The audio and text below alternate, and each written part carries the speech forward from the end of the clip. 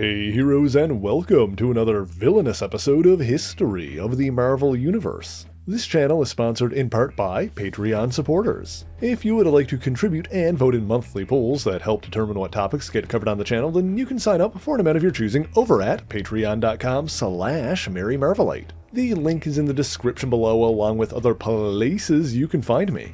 First off, let me begin this video by saying that when I started writing this script, I intended for it to be another spotlight of strange C-list villains, specifically some of the ones that were killed by the notorious Scourge of the Underworld, but when I started digging into the history of one of them in particular, a peculiar fellow named Turner D. Century, I ended up falling down a bit of a rabbit hole of tangentially related characters that ballooned out to fill the entire video. That is to say, there are plenty of more odd and obscure antagonists that we can and probably will cover in the future, but for now I hope you'll indulge me as we delve into some truly unhinged characters. With all that said, our story this week begins with a mutant known as the Forever Man. Allegedly born at the dawn of humanity, the Forever Man's mutation endowed him with a sort of reincarnation ability. Upon his death, his body would disintegrate into ashes before reforming into a small mass of cells that, over the course of several days, grew into an adolescent body with no memory of his previous lives.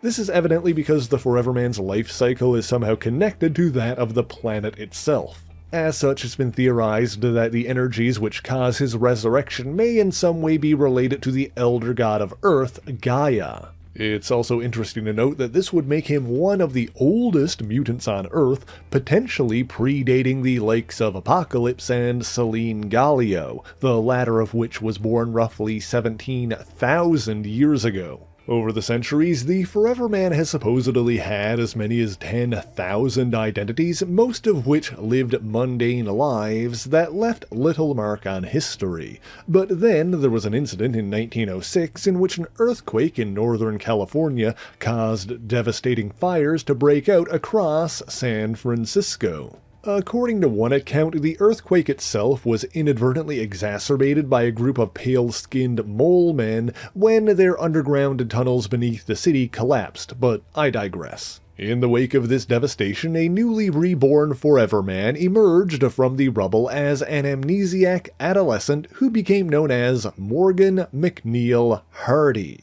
Highly intelligent and industrious in this incarnation, Hardy became a successful inventor and began amassing a fortune that he then used to help rebuild the city, regarding San Francisco itself as the mother he never had. But then, in the 1960s, Hardy was disgruntled and annoyed by the growing counterculture movement, considering it a blight on the city he loved. He attempted to launch his own political campaign against this supposed smut, but upon failing to make a difference, he elected to take his fortune and retreated to his estate in California's Marin County. There, he enacted a plan that he had been nurturing for some time and began the construction of his own private underground community, in the form of an old-fashioned town resembling the San Francisco he remembered, populated by wax figures. Then, when Hardy's chauffeur, Elston Michaels, passed away, an increasingly elderly Morgan Hardy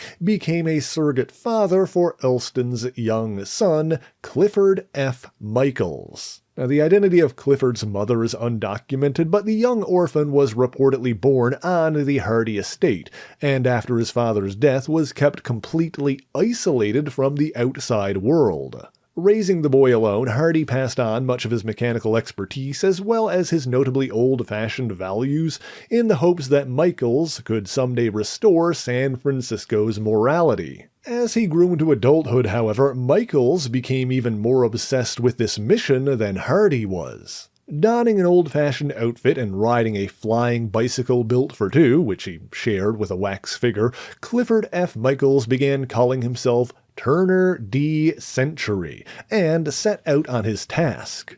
Traveling into the city, he began by making public speeches that advocated for a return to more traditional values. Initially, the media coverage painted him as a colorful eccentric and even supported his vigilante efforts when he foiled the occasional mugging. However, things escalated quickly as Turner D. Century came to the conclusion that more drastic action needed to be taken. Inspired by the devastating fires of 1906, Century began burning down anything and anyone that didn't meet his definition of moral purity. He targeted bars, rock clubs, pornographic theaters, and even attacked individuals based on their race or lifestyle. And so while Century may not look all that intimidating, his actions were responsible for at least 30 deaths before he was finally opposed by Spider-Woman, who I believe was based in LA at the time. In her investigation, she ultimately tracked Century to the hidden town beneath the Hardy estate.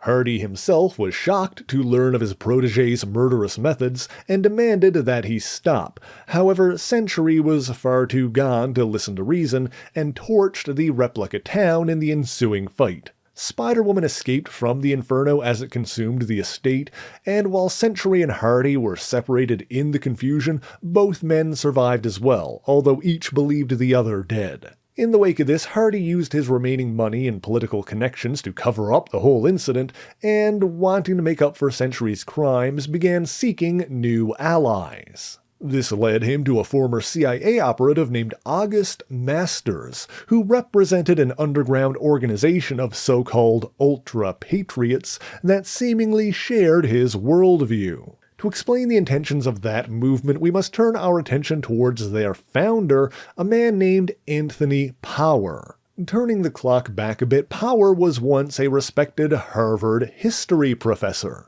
A staunch advocate of democracy and the American political system, he was considered an expert on foreign affairs and even served as an advisor to multiple United States presidents throughout his life. However, his dedication to his work caused him to inadvertently neglect his family, leading to many arguments with his wife, Sharon Maxine Power, and their son Matthew. His skills with diplomacy evidently didn't translate well to his home life, as Sharon eventually divorced him, later passing away. Left to raise Matthew alone, Anthony Power was genuinely proud of how brilliant his son was, but struggled to communicate his feelings, and more arguments ensued. In the end, Matthew felt like he needed to prove himself and quit school to enlist in the military. However, after fighting in an international conflict in Southeast Asia, Matthew Power was severely traumatized and rendered virtually comatose. Retiring to care for his son, Professor Anthony Power grew frustrated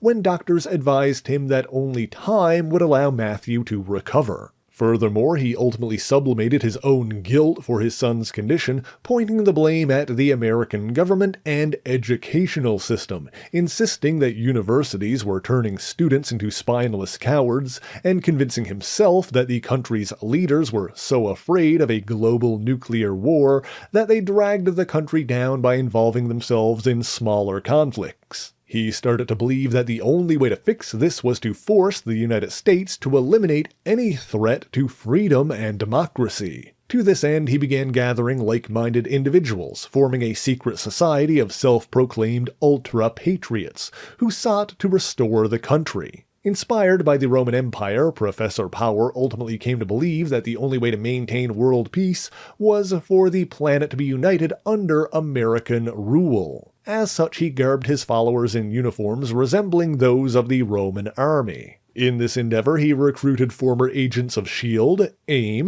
the FBI, and of course, the CIA, including the aforementioned August Masters, who led Professor Power's private army. On behalf of these ultra-patriots, it was Masters who met with Morgan McNeil Hardy and forged an alliance. Together, they began scouring the country for individuals with latent telepathic abilities, but behind the scenes there were differing agendas at play. For all his delusions of grandeur, Professor Power still hoped to find someone powerful enough to revive his son. Both he and August Masters also plotted to launch a psychic attack on the population of Russia, allowing the United States to rise up and unify the planet. Morgan Hardy, however, came up with the idea of using the telepaths to psionically restructure reality itself, forcing America to return to the state that he longed for. Now, this was a step too far even for the ultra-patriots who planned on stopping him before things got to that point.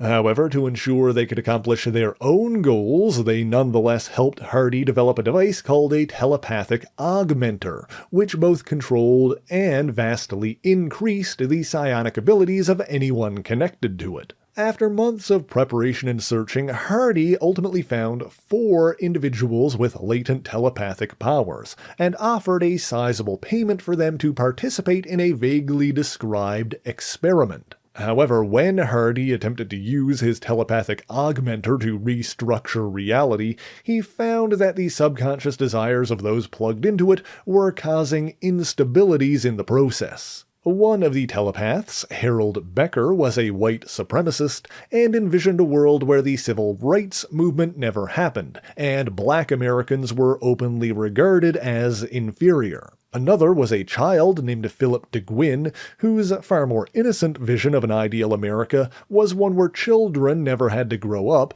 and could have fun playing forever. However, the worst of these, yes, even worse than the white supremacist, was probably Ava Kraus, who was an actual dyed-in-the-wool Nazi, and so her idealized America was one controlled by the Third Reich, where every minority group was rounded up for either enslavement or execution. Fortunately, the 4th telepath, a black woman named Ursula Richards, realized what was happening and used her abilities to alert Captain America, luring him to Hardy's lair. While all this was going on, August Masters and his Ultra-Patriots were in Massachusetts looking for additional telepaths, and so while they also intended on intervening, Cap arrived before they did. Upon the hero's arrival, Hardy attempted to erase him from existence, but as he did, the psionic energies unleashed by the telepathic augmenter threatened to do the same to the entire country,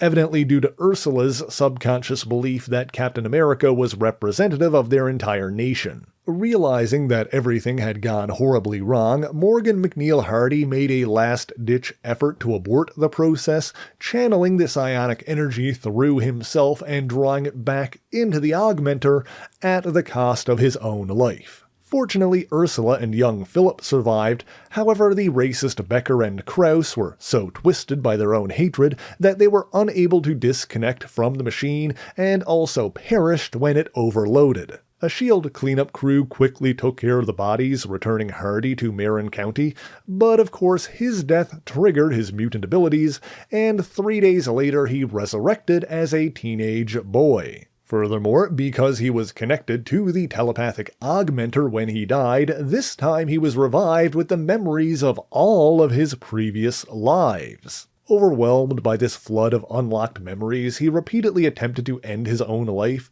only to find that his own powers had been permanently augmented as well, causing him to regenerate in minutes rather than days. In desperation, he sought out the Avengers for help, and while Iron Man examined him to determine his mutant nature, the others objected to the idea of using their resources for an assisted suicide. Annoyed and dismayed, the Forever Man fled and traveled south to Florida, where he infiltrated the military installation at Cape Canaveral as they prepared to launch an unmanned vessel towards the sun. Drawing on the experience of his past lives, the Forever Man snuck aboard the ship just before it rocketed into space. With not enough heat or air to support a human passenger, the Forever Man died in a matter of minutes, only to resurrect in the same spot, then repeating the process again and again. However, in the scant moments between revivals and deaths, he managed to alter the rocket's course, causing it to plunge into the sun instead of orbiting it. He hoped that this would be enough to truly kill him. However, the intense maelstrom of solar energies caused him to mutate further, rapidly increasing the speed of his resurrections, and he reportedly died as many as 10,000 times in less than 3 hours. As a result, he began to revive not in human form, but as a monstrous creature composed of solar plasma and racked with constant pain. Lashing out, this new entity returned to Earth, where it was quickly confronted by the mighty Avengers. In the ensuing battle, the heroes discovered that Captain America's shield, being composed of a unique vibranium alloy, was capable of disrupting the creature's molecular structure, allowing the others to damage it with long-range attacks. In the end, the plasma monster threatened to explode, taking the entire Western Hemisphere with it, but fortunately Thor was able to generate a mystic vortex that shielded the planet from the brunt of the blast. In the aftermath of that battle, the Forever Man regenerated once again, this time reviving in his typical human form, with no memory of his previous lives. In the wake of all this, the Avengers helped find the boy a new home so that he could start his new life. However, some members quietly wondered what they would do if his amnesia was merely an act. Now, as mentioned earlier, while all of that was happening, August Masters was working towards completing his own schemes, gathering telepaths with the goal of launching a psychic attack on the Russians. To accomplish this, he assumed control of a psychiatric hospital called Carrie White Acres, whose director was one of Professor Power's supporters. They experimented on patients there in an attempt to unlock their latent psychic talents, one of whom was a woman named Mindy Williams, who proved to be particularly promising. However, she was also the former girlfriend of Kyle Richmond, better known as the costumed defender Nighthawk. This situation led to a confrontation with Nighthawk at Carrie White Acres. However, in the end, it was Mindy who halted the operation there by unleashing her psychic powers. However, August Masters successfully covered up the incident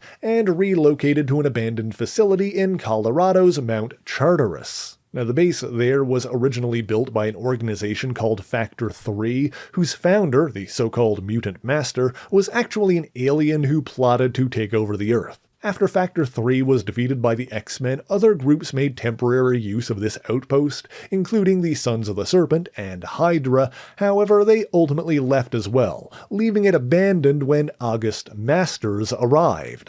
Okay, well, technically a former Factor 3 agent known as the Ogre was still living there, but he mostly stayed hidden the entire time. Intent on getting his plan back on track, August Masters abducted Mindy Williams and several other known psychics, including the two that survived, Morgan Hardy's telepathic augmenter, Ursula Richards, and Philip Le Guin. When Mindy proved too unstable to reliably control, Masters also captured Kyle Richmond, as well as several of his allies, holding them hostage in an attempt to force Richmond to help them by keeping Mindy calm. Meanwhile, Ursula reached out telepathically and not only alerted Captain America, but with help from young Philip, was able to wake the captive defenders, who freed themselves and joined the fray. In the ensuing conflict, Masters actually gained the upper hand by threatening to blow up the base with everyone inside. However, after reading Nighthawk's mind, Mindy called out to Doctor Strange for reinforcements,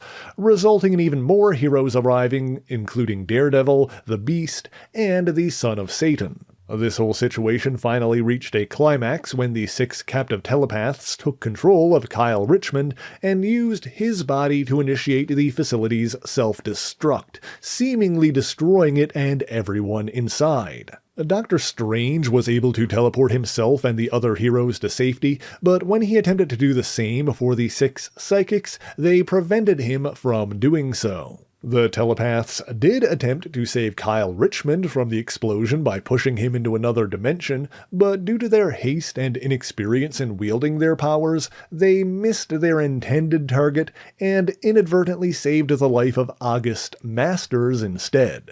Ironically, the world that Masters wound up on, Earth 712, also known as Earth S, was one where the United States was indeed the sole global superpower as he'd always dreamed, but he found that instead of hope and freedom, there was only oppression and despair. Rubbing further salt in the wound, in this reality, the President of the United States was none other than Kyle Richmond. Of course, Earth S was also home to the Squadron Supreme, who we've talked about on the channel before, and may come back to in the future. In the meantime, let's turn our attention back to Masters' employer, Professor Anthony Power. In his organization's hunt for telepaths, Power found a mutant named Marvin Flum, better known as Mentallo, a former member of S.H.I.E.L.'s ESP division who went rogue and launched a failed attempt to take over the organization. He subsequently worked with Hydra and had a number of other exploits before being rendered comatose during a confrontation with the Micronauts.